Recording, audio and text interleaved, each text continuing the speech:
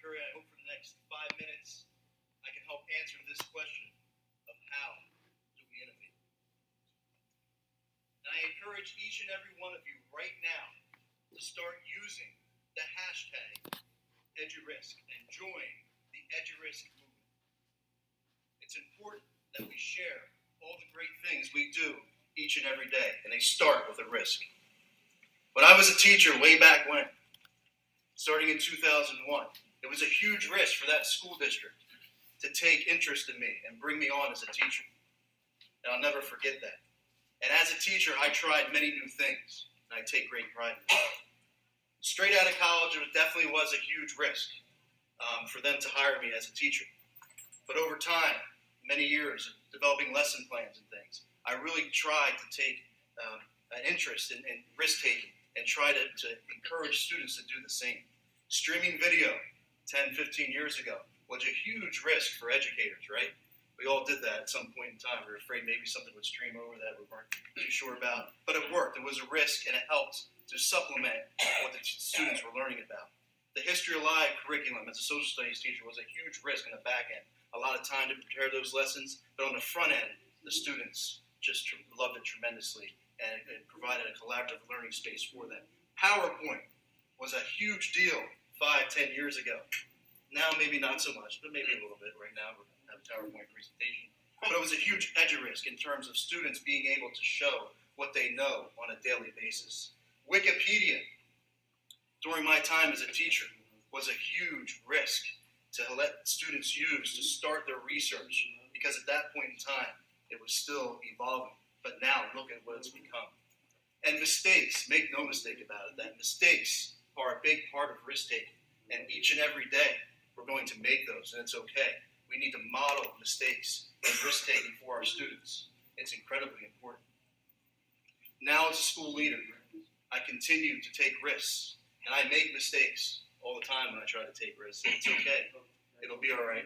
Maybe you'll get slapped on the wrist. Maybe you won't. But it's important that you do that, particularly when you're trying to create innovative learning environments. As a young school leader, I took a risk and kind of rescued a kid off of a roof. He was hiding, didn't want to come to school. So on a cold, rainy day, I walked across that roof and was able to get that kid out of that hiding space and into school. It was a huge risk.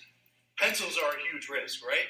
Google pencil stabbings in schools, and you'll be shocked at how many students are stabbed with pencils on maybe not a daily basis, but maybe on a weekly basis or monthly basis. Do we ever ask for those pencils to be removed from class? No. What we do with social media and technology, we take risks. Why is that? And there's no doubt that it's one of the most exciting times in education. I feel it is, with the evolution of technology and social media to help we as educators and students. It's just tremendous.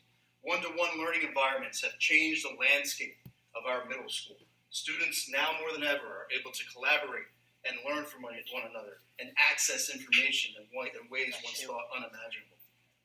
Telling your story is a huge risk, but I'm very grateful that my son's 4th grade teacher does this on a daily basis. She utilizes the power of social media to tell her classroom story, and we're able to extend the conversation at home as parents and find out what they learned about on a daily basis. Maker spaces are hitting all schools at full blast, and they need to be hitting schools at full blast. It's important that kids are able to take risks and tinker and play and learn without pressure. Being a connected educator is definitely a huge risk. You're putting yourself out there on Twitter and Facebook and LinkedIn and Instagram. What if I say something? What if I tweet out something incorrect? Don't worry about it. Don't worry about it. Share and continue to do it. It's a risk worth taking. Flight simulators are a huge risk. They're incredibly expensive. We recently just implemented one, found money to buy one, and implemented it in our school to supplement our computer class and our STEM class, and it's been tremendous. The students love it. And I want you to remember this quote. When school leaders take risks, teachers take risks. When teachers take risks, students take risks. It's contagious, and we need to remember that. So I encourage you, each and every one of you today, to join the EduRisk movement. Take a risk and change students' lives. Thank you.